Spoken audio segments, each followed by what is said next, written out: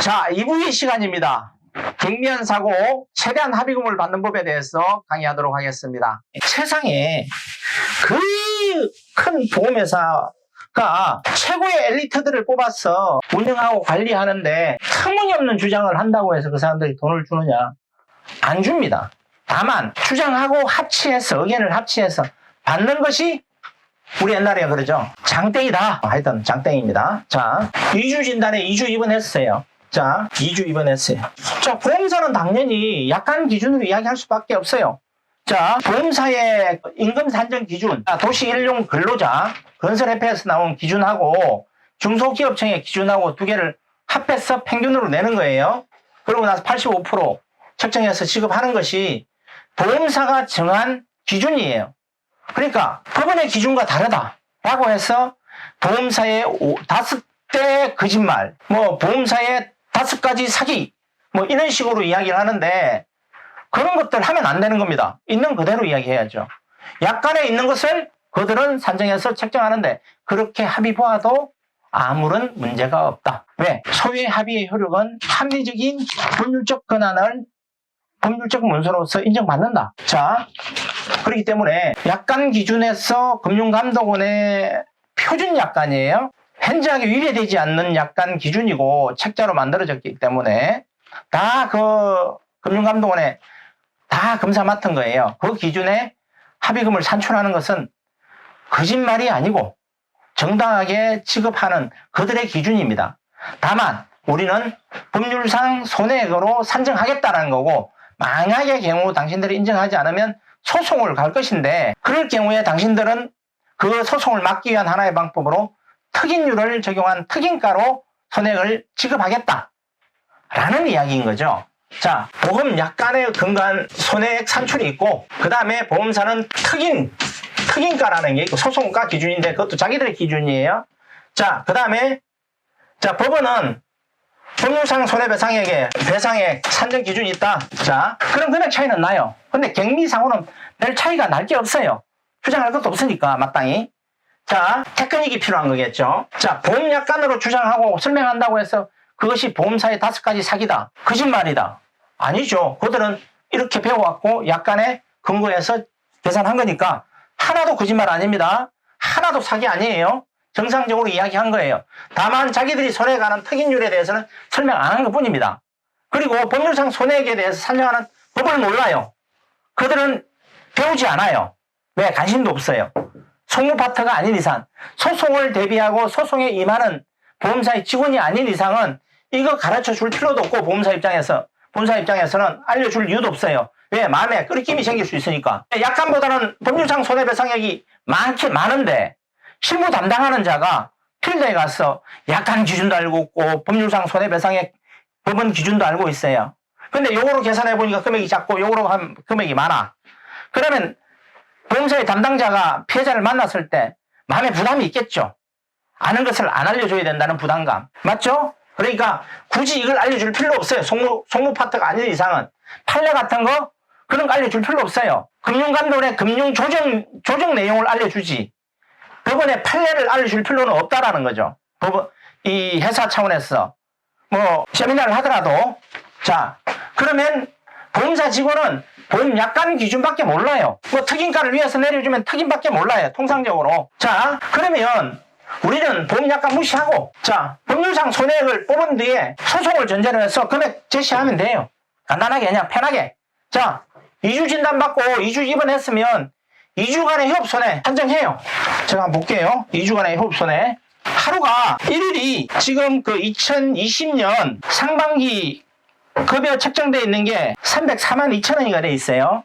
그걸 갖다가 30일로 나누면 1일의 금액이 나오는데 그게 1일이 11만 413원이 나와요. 자, 그러면 2주 14일이죠.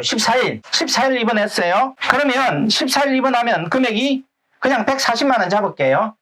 자, 140만 원 플러스 위자료가 있어요. 위자료. 염자, 긴장, 타박상 법원에서도 이거 위자료 얼마 책정 못해요.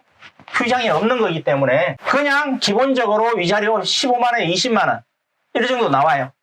그냥 위자료 20만원 잡을게요. 너무 많이 치료해서 어떤 부분에서 정신적 위자료를 많이 인정한다 하더라도 소송에서 최대 나와봐야 100만 원 정도 나올 거예요. 그냥 기본적으로 20만 원 잡았어요. 자, 그 다음에 나온 게 뭐 있어요? 우리가 아까 이야기했죠? 1. 휴업 손해. 2. 창실 수익. 뭐가 있다고 했죠? 위자료. 자, 4. 향추비. 향후 출하 향추비. 자, 5. 직불금이 있다고 했죠? 자, 법률상 손해액이에요, 이게. 2주 진단 받았어요. 휴업 손해 140만 원 정했어요. 자, 위자료 20만 원 정했어요. 한 1년 소송해서 가면, 소송하면 한 100만 원 칠 거예요. 자, 그런데 절충해야겠죠? 너무 주장 세게 하면 안 되니까 50만 원만 잡자고요. 50만 원. 위자료 50만 원 정했어요. 자, 상실 수익에 앞으로 살아가는 동안에 내가 이번 장애로 해서 받을 손해액이에요. 상실 수익이 없어요. 영원이에요. 자, 직불금하고 항축인데, 직불금. 내가 한 20만 원 썼어요. 자, 오케이. 뭐 해서 20만 원 추가로 썼다고 봅시다. 20만 원. 20만 원 썼고, 항축이에요, 항축이. 자, 항축이. 자, 항축이. 이런 거 있겠죠. 이제 감정적인, 이제 테크닉인데, 테크닉이 이제, 이번 상태에서, 자, 이번 상태에서 합의하는 겁니다. 자, 이번 상태에서 합의 유도하세요. 자, 제가 저번에도 강의했지만, 보험사는 뭐다? 리스크를, 이런 손해배상금이 산정되는 것을 뭐로 본다? 채무로 본다. 채무로 본다는 거예요, 채무로. 자, 지금 나와 있는 건 딱 이거 나와 있어요. 이거 다 나오고, 자, 이야기한 거예요. 나와 있어요. 자, 뭐가 된다? 플러스 알파. 무슨 알파? 채무가 정대되는 것에 대해서 엄격하게 줄이려고 하겠죠. 채무 있는 자가 채무가 자꾸 느는 것에 대해서 좋아할 사람은 단 한 명도 없겠죠. 자, 채무를 줄이기 위한 방법을 보험사의 책임자는 직원들한테 이야기할 거고, 자, 그러면 이야기하는 거죠. 이번 상태에서 이야기하는 겁니다. 현실적인 이야기 해주는 거예요. 자, 2주 진단 나왔는데 딱 2주만 진단할 거냐? 가변성이 있다 이거죠. 그러면 내가 허리도 아프고 목도 아프고 막 다리도 아픈데 한 2주 정도 더 치료하겠습니다. 2주 정도 입원할 가능성이 있다. 추정해보는 거예요. 하는 거예요. 2주 정도. 그럼 얼마 돼 이게? 자, 플러스 140만. 휴업손해. 플러스 치료비. 한 100만, 한 100만 원만 잡자고. 100만 원. 자, MRI 한 군데 정도 찍어보겠다. 한 80만 원인데 두 군데 찍으면 100만 원 정도 잡고. 플러스 100만 원. 자, 요 정도 할 건데, 요 정도 생긴다. 플러스 알파가. 자, 알파가 생긴다 이거죠. 보험 담당자도 지금까지 경험칙상 이 정도 부분은 알고 있어요. 이 정도 부분은 이렇게 가면 이렇게 손해가 발생할 것이라는 거. 다만 요거 다 달라 그러면 줍니까? 안 줍니다. 만약에 140만 원, 50만 원, 20만 원, 140만 원, 100만 원, 100만 원 요 책정된 금액이 얼마냐면 280만 원, 380만 원, 480만 원, 530만 원. 자, 530만 원, 530만 원. 자, 이렇게 하면 530만 원이 나옵니다. 그런데 보험사가 이 530만 원을 달라고 한다고 해서 지급하느냐? 자, 530만 원. 지급하지 않습니다. 결론적으로.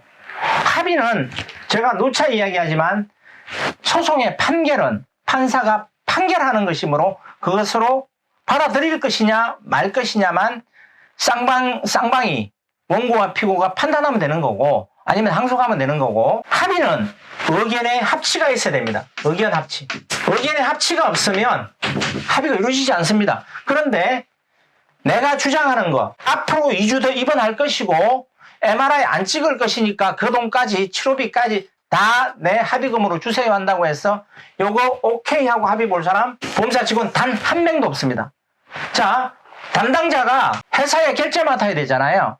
2주 진단에 530만 원을 지급했다. 담당자 이거 감사 나와서 잘립니다. 그런데 이런 걸 들고 1000만 원을 요구해라라고 하는 강의를 하는 이런 부분이 있어서는 안 된다는 거죠. 어디로 간다 그러면 무조건 어디로 간다? 채무부존재 부당이익금 반환 청구 소송으로 그냥 바로 넘어간다. 한 1년 후에. 자, 그래서 이럴 때는 이렇게 금액이 530만 원이 나옵니다 라고 이야기를 하고 조정하자고 해야겠죠. 보험사는 이럴 때 얼마 준다고 한다?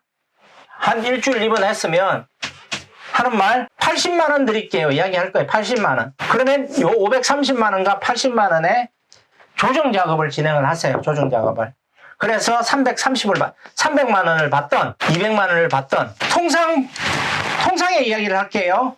한 일주일 입원하고 보험사는 이렇게 진단, 염자, 긴장, 타박상, 내진탕 나오면 통상 120만 원 주고 합의 보고 끝냅니다. 자, 잘 조정하면 300만 원 받을 수 있습니다. 이번 안 하기로 하고, 자, 이렇게 조정해서 잘 정리하는 게 더 큰 분쟁의 문제를 일으키지 않고 내가 피해를 복구하는 것이다. 자, 염자, 긴장, 타박상, 내진탕 이걸로 가지고는 한 2주, 3주, 4주 있으면 서서히 회복이 되고 휴장이가 남지 않습니다. 만약에 이렇게 합의를 봤음에도 불구하고 후유장애가 남는 상해, 즉 합의 시에 확인되지 않은 손해, 합의 시에 확인되지 않은 손해가 후차적으로 발견이 됐다. 후차적으로 발견이 됐다.